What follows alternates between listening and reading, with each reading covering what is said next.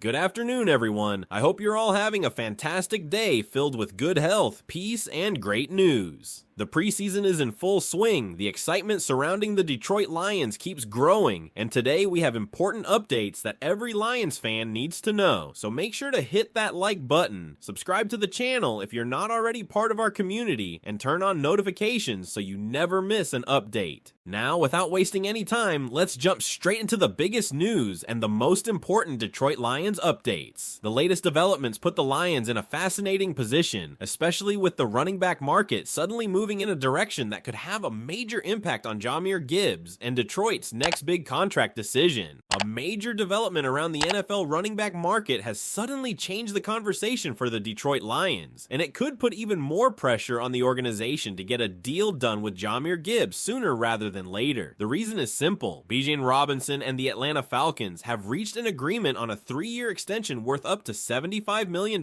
with $51 million guaranteed, including $37 million at signing. That deal makes Robinson the highest paid running back in NFL history, and even more importantly for Detroit, it establishes a new benchmark for what an elite young running back can command. And this is where things get very interesting for Lions fans. Gibbs does not have to wait for someone else to define his market anymore. That number is already on the table. The question now is what Gibbs's next contract should look like compared to Robinson's. The key detail here is that Robinson's $75 million figure is the maximum value, not the base value of the contract. The reported base is $22.25 million per year. That distinction matters because when NFL contracts are described as being worth up to a certain amount, some of that money can be tied to incentives and performance-based bonuses. Things like playing a certain number of games, reaching specific rushing totals, scoring a certain number of touchdowns, or helping the team reach the Super Bowl can potentially be included in those additional earnings. So when we talk about Gibbs potentially getting a contract in this neighborhood, we have to separate the headline number from the guaranteed money and the actual base salary. And honestly, that is probably where the most important conversation for the Lions begins. The argument is that Detroit should not simply wait around and allow the running back market to continue rising. If Robinson gets $75 million, Gibbs could potentially be looking at a deal worth up to around $80 million. That does not automatically mean Detroit should hand him some enormous annual salary without thinking about the structure. It means the Lions now have a much clearer idea of what the market looks like. And there is another reason this matters. The first player to sign an extension often establishes the market, and the next player at the same level can benefit from that new benchmark. We have seen situations like this before with the Lions and other positions. A similar example discussed in the file is Amon-Ra St. Brown, who signed for $30 million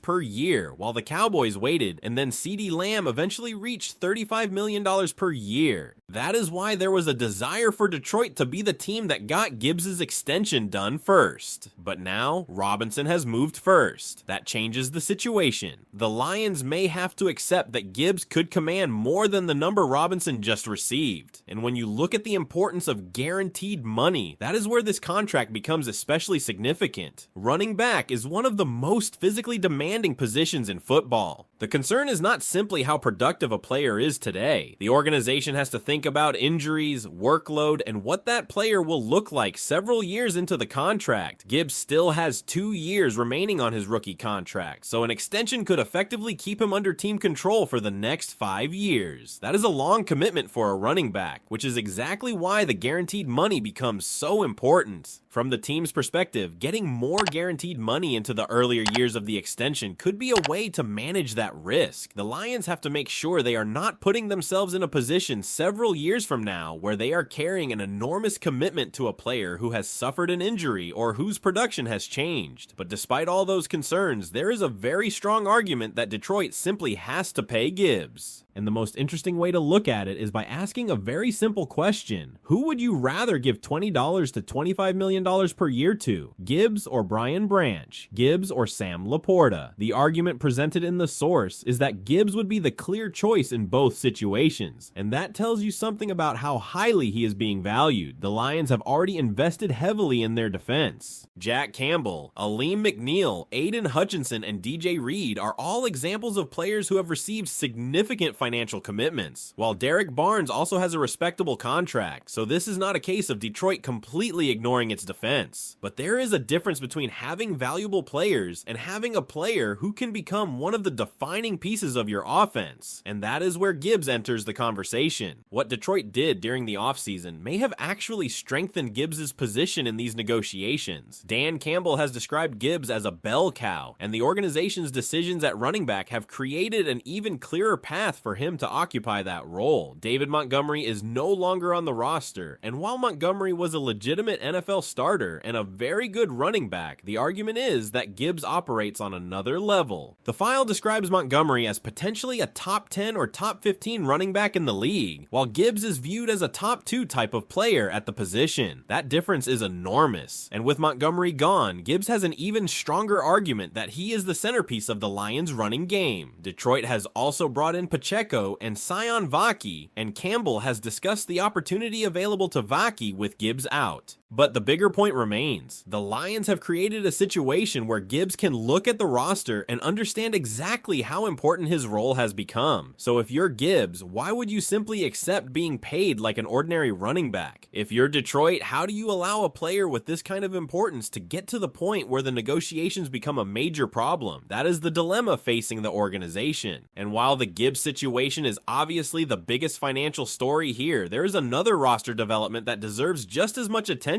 because it could affect the Lions' final roster decisions. Coming into training camp, one player was widely viewed as someone who might not make the team. Now the conversation has completely changed. That player is Cedric Wilson. A roster projection from Pride of Detroit shows just how dramatically the perception around Wilson has shifted. The previous voting was split evenly, with 8 people believing he would make the roster and 8 believing he would not. Now, it has moved to 10 people believing Wilson makes the team and only 2 believing he does not. That is a major shift, and it is not happening for no reason. Dan Campbell's comments about Wilson have clearly played a role in changing the perception around him. Campbell praised Wilson as a veteran who understands how to approach his business, competes without entitlement, works hard, and simply knows how to operate as a professional. And Campbell also pointed out something that could be very important when the Lions make their final roster decisions: Wilson's contributions on special teams. That is the type of detail that can separate one player from another when a team is deciding who stays. Wilson may not be the type of receiver who puts up huge numbers every season, but that does not mean he lacks value. His career high in receptions is 50, and he has not consistently received huge target totals throughout his career. But the important part is what he does when the ball comes his way, and what he can contribute when he does not have it. The file points out that quarterbacks have completed passes to Wilson at around a 65% rate, and his grades have been solid. He has good hands, blocks well for a receiver, and does many of the smaller things coaches want from the position. That matters. Wilson is listed at 6'2" and 200 pounds, and he has experience playing in the slot. At the same time, his size gives him the ability to line up outside when necessary. That versatility could become extremely valuable if the Lions have an injury or need additional help on the outside. He is not a burner with a reported 4.48 speed, but he is certainly not slow. And because of what he can provide in multiple areas, the argument is becoming much stronger that Wilson belongs on this roster. Sometimes fans naturally want the youngest player with the biggest upside. That makes sense. Everyone wants to discover the next breakout star, but NFL rosters also need players you can trust. Players who understand the system, players who know how to prepare, players who can contribute on special teams. Players who can step onto the field and give you quality snaps when something goes wrong. And right now, that appears to be exactly where Cedric Wilson is separating himself. So the Lions are dealing with 2 very different situations at the same time. One player whose value may be pushing toward a massive extension, and another veteran who appears to have dramatically improved his chances of surviving the roster battle. Gibbs is becoming increasingly difficult to replace at the top of this offense, while Wilson is showing why experience, versatility, and reliability